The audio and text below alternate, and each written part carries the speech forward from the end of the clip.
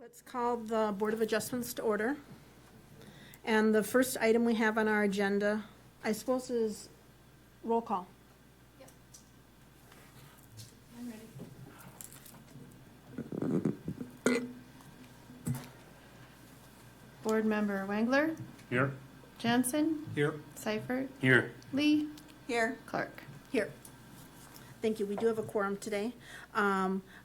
Second item we have on the agenda is, or I suppose it's really the first item, is the approval of the minutes from the February 5th, 2026 meeting. Did you all have an opportunity to peruse those? Do we have a motion to approve? I'll move to approve. Thanks. Do we have a second? Second. Any discussion? Let's take the roll on that. Board Member Seifert, Yes. Lee, Yes? Wengler, Yes. Jansen, Yes. Chair Clark. Yes. Okay, moving along. The second item on our agenda is public comment, so that would be any public comment that we had on our previous meeting. I don't see anyone present, and we don't have anyone remote, do we? Okay. So we will move on to the third item, and that is receiving a summary of the land development code, the new code.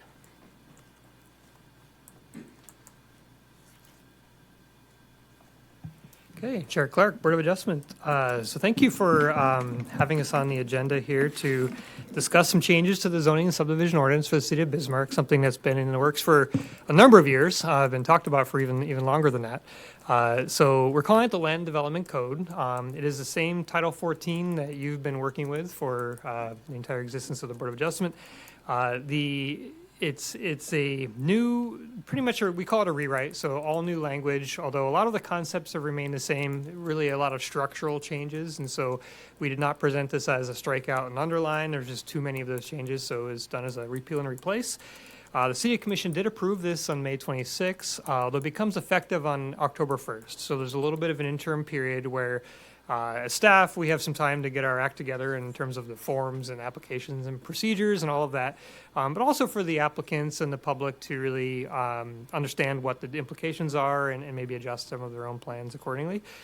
During this interim period, applicants have an option of choosing one or the other, as long as they pick it in its entirety. So they can use the Land Development Code today if they wish to, but they will have to after October 1st.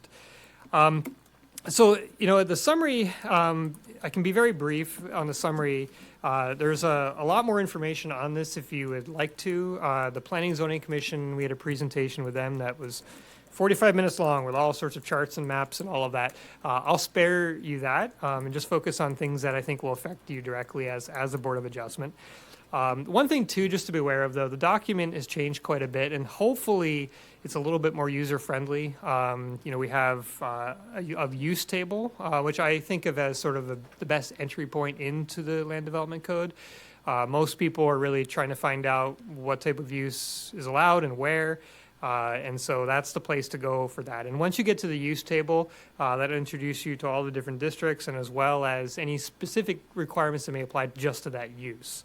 Actually, a fun fact is even in 1953, we had a use table in our ordinance. So it's really a tried and true method, but it kind of went away for a while. But now we're back. And so I think I'd encourage you to take a look at that if you get applications. And then also all of the dimensional standards are in separate tables as well. So, and we have a table in the residential section and a table in the mixed use and non-residential section that really shows in the columns all of the districts, and then in the rows the setbacks and the lot sizes and all of those dimensional standards that really you end up seeing at your table when there's a variance request. The variance process itself really doesn't change at all. That really hasn't changed since the beginning. It's always extraordinary hardship has always been the standard. That doesn't change. All of the review criteria, the findings of fact that you'll be looking for are all the same. with one exception. There is a new type of variance that has been added. If a property owner owns a historic property, so it's in the National Register of Historic Places or has been deemed historic, they may request a variance to keep the historic integrity of their property if for some reason the zoning is contrary to that.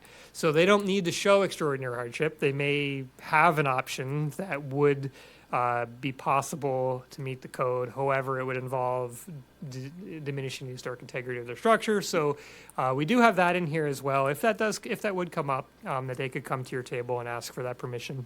And in that case, you will be reviewing to what degree this variance is necessary to meet their needs. The one thing, too, that may impact you is the number of nonconformities has been reduced in this ordinance. One of our planners, Isaac Johnson, did a study, and using GIS, he estimated how many nonconforming parcels there exist in the community today, and he found about 6,700. So these are parcels that are either too wide or too small, or the setbacks aren't quite right, or in some cases the uses are not compliant. But at least this number of parcels has at least one problem with the ordinance.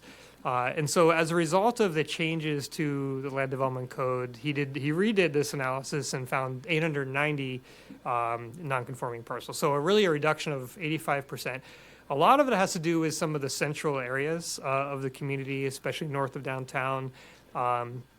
Over the years, we've made changes to the ordinance to bring more of them into compliance, and we've softened some of our non-conforming standards. So if you're a resident, you can rebuild, which has helped quite a bit. This takes that a little bit of a step further, where a lot of them are brought into conformance with the ordinance through creating a new district in that area that is really designed to match what's existing in that area. So some of the variances you would have seen in the past that were really just involving somebody doing anything to a lot that's too small, or those will no longer come to their table because they'll be conforming already. Now, a lot of those have already gone away in the last few years from other changes we've made, but this is another, as I said, a step in that direction.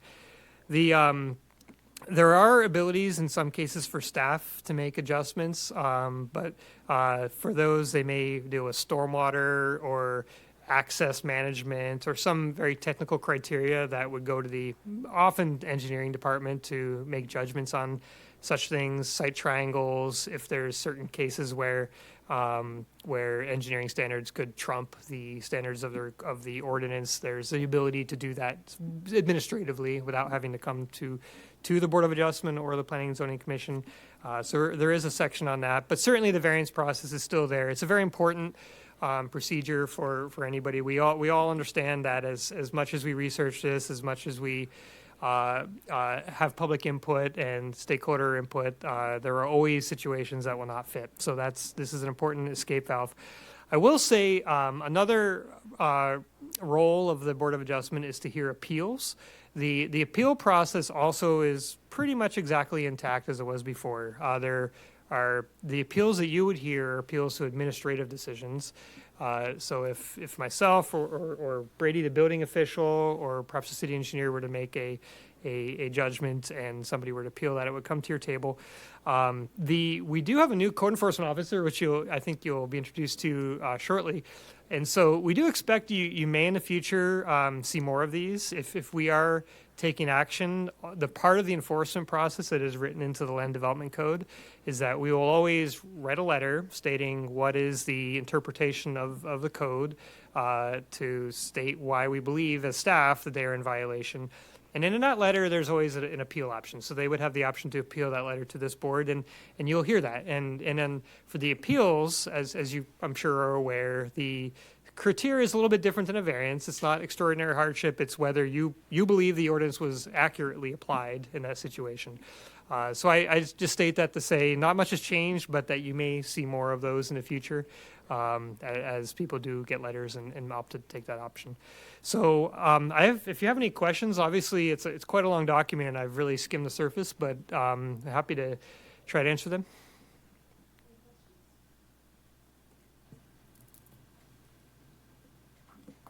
No?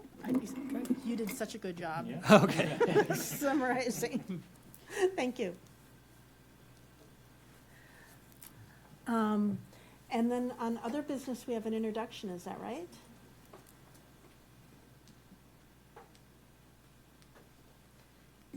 Thank you, Madam Chair, and thank you, Daniel, for giving an overview of our new LDC. Part of some of the changes that we've had experienced in our office in the last couple months is we have someone called Annie Hodgen, who is the city's first and only code enforcement officer. And you may recognize her. She's been with the city for a little while. She's helped out on this board, but she brings a wealth of knowledge. She's fantastic, and we couldn't be happier to have her. So do you want to come up and... Hi. Hi. Board members, Chair Clark, you guys have seen me on the other side of that table previously, but I have stepped into the role of the city's first code enforcement officer as of March 16th. Just under 3 months now, still kind of learning processes and putting things together. I want to make sure that things are done with fairness for all of our citizens in Bismarck. Every property is unique and every situation is different, and I really want to work with them as much as possible before anything would ever get to this point. Open to any questions that you may have, but I'm excited to start working for the citizens. Well, welcome aboard. Has the new code affected your job much? As of right now, it has not, because it won't be in effect until October. As new things are reported and come up, we do have, this is what the current ordinance is, and I have to apply that. But I also know that this is what it's going to be in October. What can we do? And it depends, is this a life safety? Is this, something else down the road? Is it something that can wait because we know that it could be changing? How can I best work with someone? I feel like I'm a reasonable person. Everybody's got life going on. Everybody's just trying to do the best that they possibly can with what they've been given, and that's what we're supposed to be here. They may not know what they don't know, so let's educate. Let's help you find a solution. I don't want to come at you with just problems and say, figure it out. This is what's happening. This is why. How can we fix this? What can we do? Sounds like a reasonable approach. Thank you. Any questions for Annie? Thank you. Thank you. I don't think we have anything else on our agenda. Our next meeting will be July 2nd, assuming that we receive variance requests for that meeting. I think the deadline for that, for submitting those variances, is next week. So anyone who's got July plans, you can touch base with the office and base it on what comes in next week. No further, is there any other business that you want to bring before the board? No further business, I guess we'll adjourn.